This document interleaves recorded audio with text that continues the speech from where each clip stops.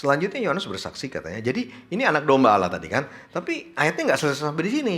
Sampai ayat 34 soalnya. Selanjutnya Yesus bersaksi kepadanya, aku telah melihat. Jadi Yohanes ini melanjutkan kesaksiannya. Jadi Yohanes yang pertama bilang, tuh anak domba Allah. Gitu ya. Tapi kemudian dia nggak berhenti di situ.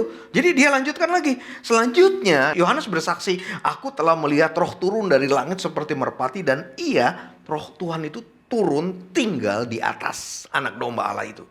Aku pun dulu tidak mengenalnya, tetapi dia yang mengutus aku untuk membaptis dengan air telah berfirman kepadaku, jikalau engkau melihat roh itu turun ke atas seseorang dan tinggal di atasnya, dialah yang akan membaptis dengan Roh Kudus. Dialah yang aku urapi untuk itu.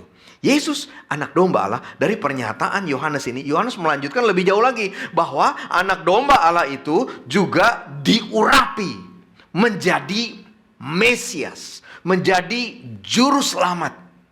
Kesaksian Yohanes, pelayanan Yohanes bukan cuma cerita Yesus anak domba Allah. Terus lagi dia lanjutkan, anak domba Allah ini juga diurapi, juga menjadi Mesias. Nah sekarang kita lihat apa yang Mesias lakukan. Kenapa yang diurapi, apa yang dikatakan oleh Mesias. Ini ada di Lukas 4 ayat 18 dan ayat 19. Ya, tetapi saudara mesti tahu bahwa apa yang Yesus katakan di Lukas 4 ayat 18 ayat 19, ini dia kutip dari Yesaya. Sebagai Mesias, Yesus dengan jelas mengatakan begini, roh Tuhan ada padaku karena ia telah mengurapi aku untuk menyampaikan kabar baik kepada orang-orang miskin.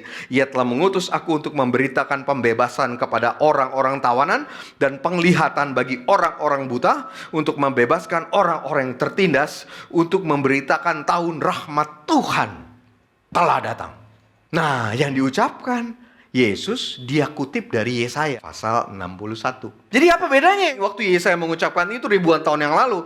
Karena Yesaya sudah mengucapkannya di pasal 61, kemudian ini dikutip oleh Yesus, begitu ya. Bedanya apa? Apakah sama artinya? Yesaya mengucapkan itu, kemudian diulangi lagi oleh Yesus, cuma sekedar untuk orang ingat nih, Yesaya pernah ngomong begitu? Yang jelas yang mengucapkannya beda. Isinya sama, tapi yang mengucapkannya Yesaya, dan kemudian Yesus yang mengucapkannya. Yesaya mengucapkan ini untuk memberi pengharapan bahwa ada berita. Jadi waktu Yesaya mengatakan, roh Tuhan ada padaku, pada siapa coba? Pada Yesaya juga.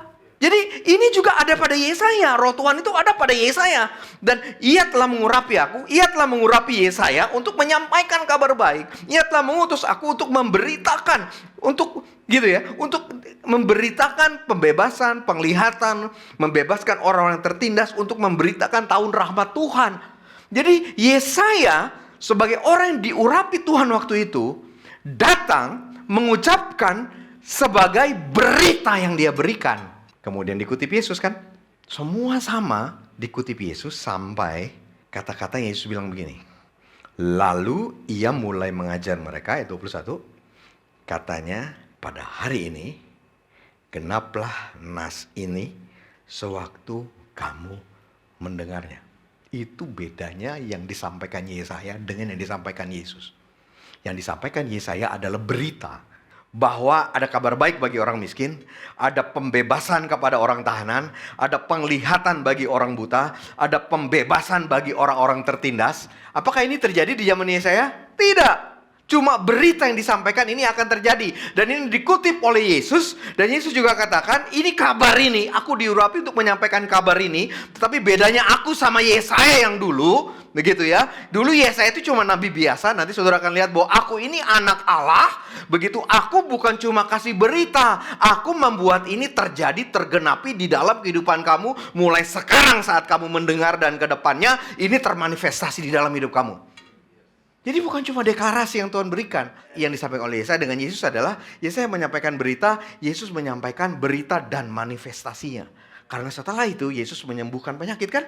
Betulan orang buta disembuhkan, dicelikan. Yesus memberi makan orang. Yesus mengusir orang yang sakit, orang yang kerasukan setan. Jadi ini bukan cuma berita. Ini digenapi sudah, ini terjadi sudah. Ini buat kita. Bukan cuma beritanya, tetapi manifestasinya buat kita. Dan Yesus diurapi bukan cuma untuk memberitakan, tapi untuk memanifestasikannya dalam kehidupan kita. Dan ini juga hadiah yang Tuhan beri kepada kita. Cuma kita rasa ini jadi kebutuhan gak? Saudara butuh pembebasan dari ikatan saudara gak? Saudara butuh penglihatan gak secara rohani? perspektif ilahi. Butuh nggak? Saudara lagi ditindas nggak? Ngerasa nggak ditindas dan perlu dibebasin. Yesus datang bukan cuma memberitakan ini akan terjadi, tapi ini sudah digenapi dan dia punya kuasa untuk melakukannya dalam hidup saudara. Anak domba Allah yang diurapi Tuhan menjadi Mesias. Dia untuk hari ini dan hari depan saudara.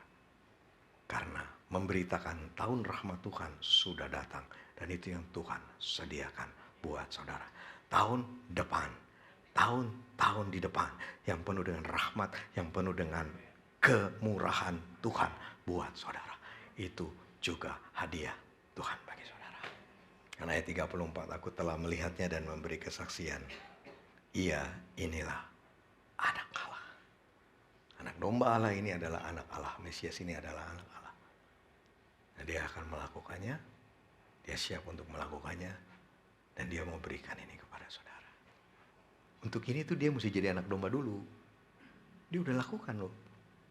Dia udah ditangkap kan? Udah mati di kayu salib kan? Cerita mengenai anak domba yang disembelih itu udah lewat kan? Tapi deklarasi Tuhan mengenai tahun rahmat Tuhan, tahun favorable year buat kita. Itu berarti juga tersedia buat saudara di depan saudara. Kita percaya, kita terima dia sebagai anak domba Allah, sebagai Mesias. Artinya apa? Tadi bahasanya Yohanes yang terakhir, aku telah melihatnya dan memberi kesaksian. Kalau saudara lihat di sebelum-sebelumnya, Yohanes bilang ini, aku sebelumnya nggak kenal dia, aku sebelumnya nggak kenal, aku sebelumnya nggak tahu, aku sebelumnya nggak kenal. Tapi kemudian dia tutup dengan ayat 3 dikatakan, aku telah melihatnya dan memberi kesaksian. Untuk saudara mengalami semua ini, saudara perlu mempercayai, menerima dia. Karyanya, perbuatannya sebagai anak domba Allah dan sebagai Mesias di dalam hidup saudara. Artinya, saudara harus mengenal dia, saudara harus melihat dia sebagai mengalami secara pribadi Yesus anak Allah itu. Sebagai anak domba Allah dan sebagai Mesias, kenal dia, bangun hubungan dengan dia. Artinya, saudara harus mengerti kebutuhan utama saudara itu apa. Kenal dia dan minta percaya itu dibebaskan oleh saudara. Dan itu yang Tuhan janjikan. Jadikan dia Tuhan dan Juru Selamat atas hidup kita, betul ya? Jadikan dia Tuhan, Juru Selamat hidup kita, taati dia, ikuti dia. Dan kemudian, seperti apa yang dilakukan oleh Yohanes setelah mengenal, melihat, mengalami secara pribadi, menyaksikan dia kepada orang lain. Sebagai anak domba Allah, sebagai Mesias di dalam hidup kita. Apakah ini hadiah yang saudara butuhkan? Apa saudara butuh yang lain? Yang lebih penting dari ini? Yang pasti ini yang Tuhan berikan sekarang kepada saudara. Yang Tuhan anggap paling penting buat saudara. Dan yang lain-lain nanti akan ditambahkan kepada saudara.